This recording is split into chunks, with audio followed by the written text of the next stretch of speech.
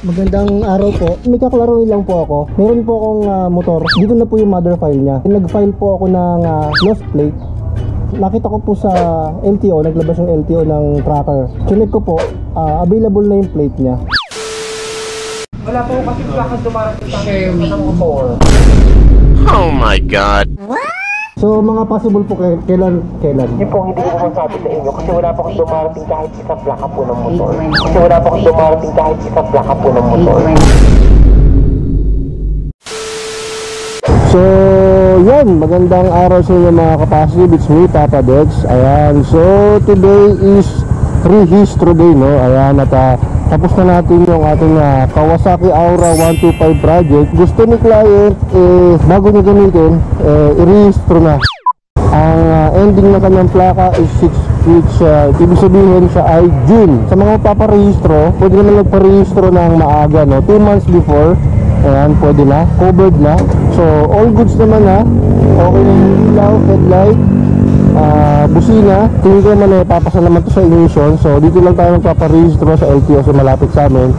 Ang usapan sana namin ni client is transfer ownership. Ililipat na sa pangalan niya, pero dahil nga nagkakaroon ng problema sa LTO ngayon, rehistro na lang muna. At syempre mayroon tayong dalawang Xerox copy ng ORCR niya, pero para sa akin ginawa akong 3 para at least sure. So pwede naman magparehistro ng motor kahit hindi siya nakapangalan. Tanghali na, alas 8 na ata. So punta na muna tayo sa LTO. Let's go! Chief, morning. Marami tao? Hindi lang. Sige. Thank you.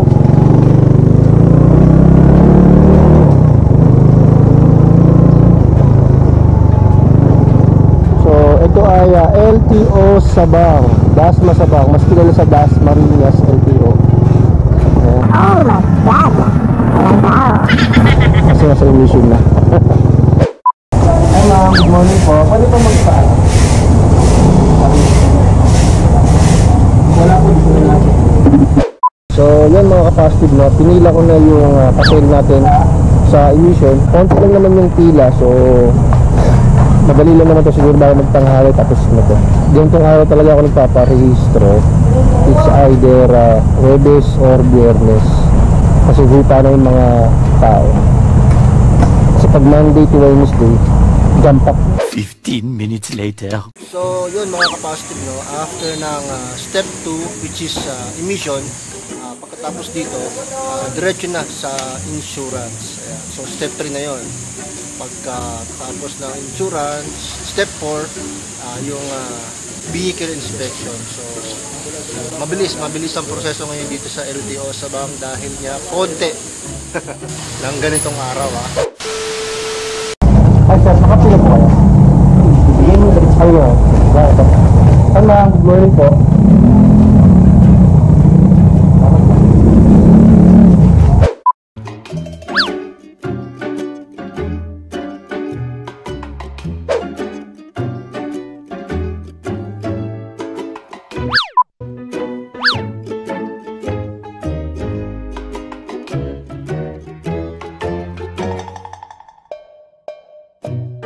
A few inches later.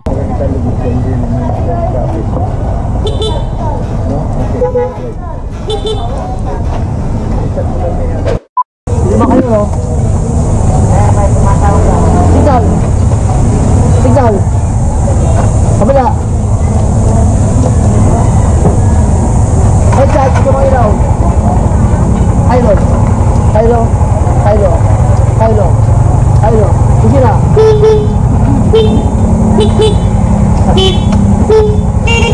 Signal sa kaliwa!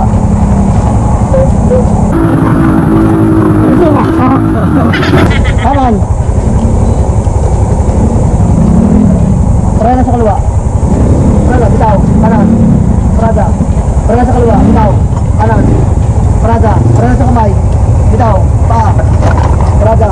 Parada sa kaliwa! Bitaw! Kanan! Parada! Parada sa kaliwa! Bitaw! Kanan! So yun na nga mga kapastig, natapos na tayo sa step 4, which is vehicle inspection. So good news naman, pumasa naman si Aura. At yun nga, no, good news, From quarter to 8 ako dumating, so 9:30 na. Mabilis siya sa pagpaparehistro, mabilis siya. Yung iba natagalan, kaya ko lang, baka kasi may lakad. Pero ako naman nabibilisan kasi 9:30 na. So dati kasi inaabot ng kalahating araw dito. Pero ngayon, maganda yung progress. Habang nag-aantay ng papeles galing vehicle inspection, big shoutout ko na rin si Sir Jun. Bale, sa kanya ko kasi in-order tong stainless pipe na nakakabit sa Kawasaki Aura. Straight from Cebu. Legit na seller at saktong-sakto yung pipe.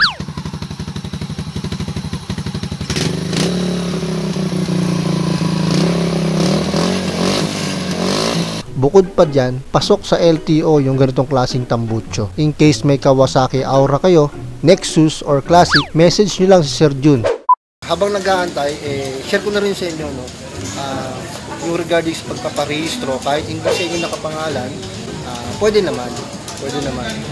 Then, yun nga, sabi nga ni client, next na lang niya ipapatransfer ownership to since mainit pa yung issue sa transfer ownership.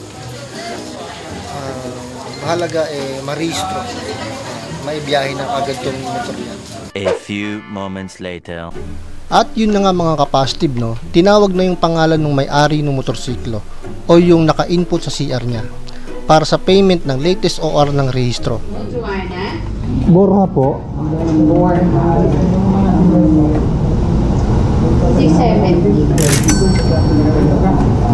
Okay na po. Thank you po. So, gaya nga ng sabi ko, pwedeng mairehistro ang motorsiklo kahit hindi sa'yo nakapangalan. Total ng nagastos sa pagpaparehistro kasama ang penalty na 2 years for late registration, 900 para sa emission at insurance, 670 naman para sa rehistro. With penalty na yon, good na uli siya for 1 year registration. Bukod pa dyan, kampante ako dahil pasok sa LTO yung stainless pipe na nabili ko kay Sir Jun. Mabilis na rin ang rehistro o proseso dito sa LTO Dasma. All goods na.